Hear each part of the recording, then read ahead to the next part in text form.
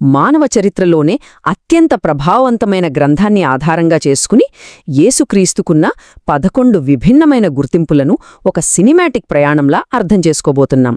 ఈ విశ్లేషణలో రక్షణ చరిత్ర అనేది కేవలం కొన్ని సంఘటనలు కాదు, అది మానవాళి కోసం జరిగిన ఒక గొప్ప ఇతిహాసం అని మనకు స్పష్టమవుతుంది. ఆ 11 గుర్తింపులు ఏంటో ఇప్పుడు డీటెయిల్డ్గా చూద్దాం. ఈ గొప్ప కథను మనం ఈజీగా అర్థం చేసుకోవడానికి మొత్తం ప్రయాణాన్ని 5 అద్భుతమైన ఘట్టాలుగా విభజించాం.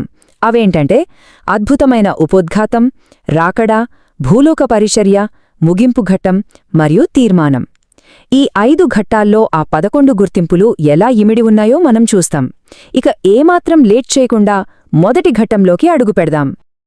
మొదటి భాగం అద్భుతమైన ఉపోద్ఘాతం. ఇందులో వాగ్దానం మరియు ప్రవచనం గురించి చూద్దాం.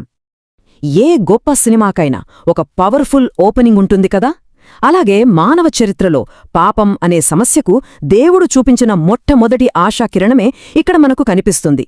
ఇక్కడే మన మొదటి గుర్తింపు పరిచయమవుతుంది. అదే వాగ్దానపుత్రుడు. ఆదాం పాపం చేసిన వెంటనే ఆ పతనానికి ఒక పర్ఫెక్ట్ సొల్యూషన్గా దేవుడు ఈ మాట ఇచ్చాడు. రాబోయే ఒక రక్షకుని గురించి స్త్రీ సంతానముగా దేవుడు చేసిన ఆ వాగ్దానమే ఈ మొదటి గుర్తింపు. రక్షణ అనే మహా ఇతిహాసానికి అసలైన పునాది ఇదే. ఇక మన రెండవ గుర్తింపు ప్రవచనాల నెరవేర్పు. ఈ రక్షకుని రాకడ ఏదో రాత్రికి రాత్రి జరిగింది కాదు. వందల సంవత్సరాల క్రితమే అనేక మంది ప్రాచీన ప్రవక్తలు ఆయన రాకడ గురించి చాలా స్పష్టంగా ప్రవచించారు. ఆయన జననం, ఆయన జీవితం, మరణం, పునరుత్థానం ఇలా ప్రతిదీ శతాబ్దాల క్రితమే ముందుగా వ్రాయబడింది. ఆ చారిత్రక ప్రవచనాలన్నిటికీ ఒక ఖచ్చితమైన నెరవేర్పుగా ఈ లోకంలోకి ఆయన అడుగుపెట్టారు. చరిత్రను ముందుగానే స్క్రిప్ట్లాగా రాసిపెట్టిన ఒక అద్భుతమిది. రెండవ భాగం రాకడ. దీంట్లో అభిషేకించబడిన, పంపబడినవాడెవరో చూద్దాం. మన మూడవ గుర్తింపు క్రీస్తు. ఈ పదానికున్న అర్థం చాలా పవర్ఫుల్. క్రీస్తు అంటే తండ్రి అయిన దేవుని దగ్గర నుండి నేరుగా ఈ లోకానికి పంపబడినవాడు అని అర్థం.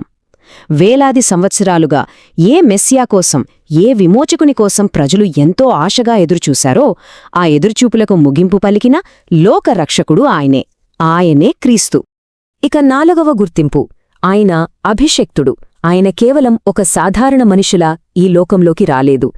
భూమి మీద ఒక ప్రత్యేకమైన, అత్యున్నతమైన దైవిక లక్ష్యాన్ని నెరవేర్చడానికి దేవుని చేత ప్రత్యేకంగా ఎన్నుకోబడినవాడు. ఒక స్పెషల్ మిషన్ కోసం అభిషేకించబడిన దైవిక ప్రతినిధిగా ఆయన రాకడ జరిగింది. మూడవ భాగం భూలోక పరిచర్య. ఇందులో ఆయన మధ్యవర్తిగా, పోషకుడుగా ఎలా ఉన్నాడో తెలుసుకుందాం. దేవునికి, మానవాళికి మధ్యున్న ఆ పెద్ద గ్యాప్ను ఆయన తన పరిచర్య ద్వారా ఎలా పూడ్చాడో ఇప్పుడు చూద్దాం. ఇక్కడ 5, 6 మరియు 8వ గుర్తింపులను మనం ఒకేసారి అర్థం చేసుకోవచ్చు. 5వది ప్రవక్త. దేవుని తరపున మాట్లాడటానికి, మోషేవలే ప్రజలను నడిపించటానికి ఏర్పరచబడినవాడు. 6వది ప్రధాన యాజకుడు. దేవునికి, మనుషులకు మధ్య ఉన్న శత్రుత్వాన్ని పోగొట్టి సమాధానపరిచిన శాంతికర్త ఆయన. ఇక 8వది జీవాహారము. మనిషికి భౌతికమైన ఆకలే కాదు, ఒక ఆత్మీయ ఆకలి కూడా ఉంటుంది కదా. ఆ శాశ్వతమైన ఆకలిని తీర్చడానికి పరలోకం నుండి దిగివచ్చిన జీవాహారము ఆయన. అదే మన 7వ గుర్తింపు చివరి ఆదాము. మొదటి ఆదాము ఒక జీవించు ఆత్మ మాత్రమే, కాని తన సొంత పనుల వల్ల మానవాళికి పాపాన్ని, పతనాన్ని తెచ్చాడు. దానికి పూర్తిగా ఆపోజిట్గా యేసుక్రీస్తు చివరి ఆదాముగా వచ్చి ఆ డ్యామేజ్ను రివర్స్ చేశాడు. మానవాళికి అంతిమ పునరుద్ధరణను, శాశ్వతమైన రక్షణను ప్రసాదించే ఒక జీవింపజేయు ఆత్మగా మారాడు. ఎంతటి అద్భుతమైన మార్పు కదా ఇది. 4వ భాగం ముగింపు ఘట్టం. రక్షణ కథలో అంతిమ బలియాగం గురించి ఇక్కడ చూద్దాం. ఇప్పుడు మనం ఈ కథలోని క్లైమాక్స్కి, అంటే అత్యంత భావోద్వేగ భరితమైన ఘట్టంలోకి వచ్చాం. ఇక్కడే 9వ గుర్తింపు యొక్క లోటు మనకు అర్థమవుతుంది. అదే దేవుని గొర్రెపిల్ల. పరలోకం నుండి నేరుగా దిగివచ్చి ఈ లోక పాపాలను, సమస్త మానవాళి పాపాలను పూర్తిగా తుడిచిపెట్టడానికి తనను తాను ఒక పరిశుద్ధమైన బలియాగంగా అప్పగించుకున్నాడు. ఇది అసలు ఊహకు కూడా అందని ఒక గొప్ప త్యాగం. ఆయన పొందిన గాయముల చేత స్వస్థత వచ్చింది. ఎంత పవర్ఫుల్ కొటేషన్ కదా. ఇది మన 10వ గుర్తింపు అయిన బాధింపబడే సేవకుడు గురించి తెలియజేస్తోంది.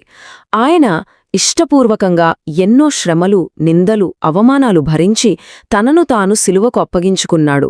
ఆ శిలువపై ఆయన అనుభవించిన బాధ, ఆ గాయాల వల్లే మానవాళికి స్వస్థత, విమోచన కలిగాయి. ఆయన పడిన బాధ మన హీలింగ్కి మూలమైంది. ఇది నిజంగా చాలా ఎమోషనల్ మూమెంట్. ఇక చివరిగా 5వ భాగం, తీర్మానం. సార్వభౌమాధికారముగల రాజు గురించి ఇప్పుడు తెలుసుకుందాం. కథ బాధతో, మరణంతో ముగిసిపోలేదు. ఇక్కడే అసలైన రిజల్యూషన్ ఉంది.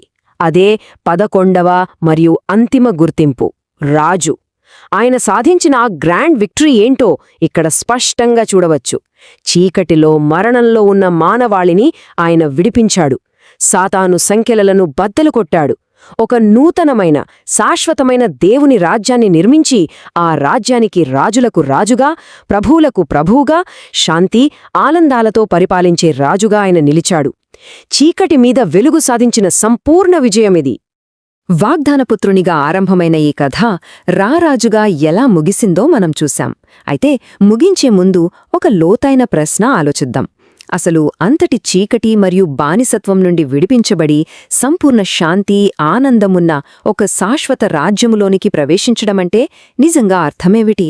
ఈ చారిత్రక రక్షణ ప్రయాణం మానవ జీవితం మీద ఎంతటి ప్రభావాన్ని చూపిస్తుందో ఒక్కసారి ఊహించండి. ఈ అద్భుతమైన విశ్లేషణలో పాల్గొన్నందుకు ధన్యవాదాలు. ఆలోచించడం కొనసాగించండి.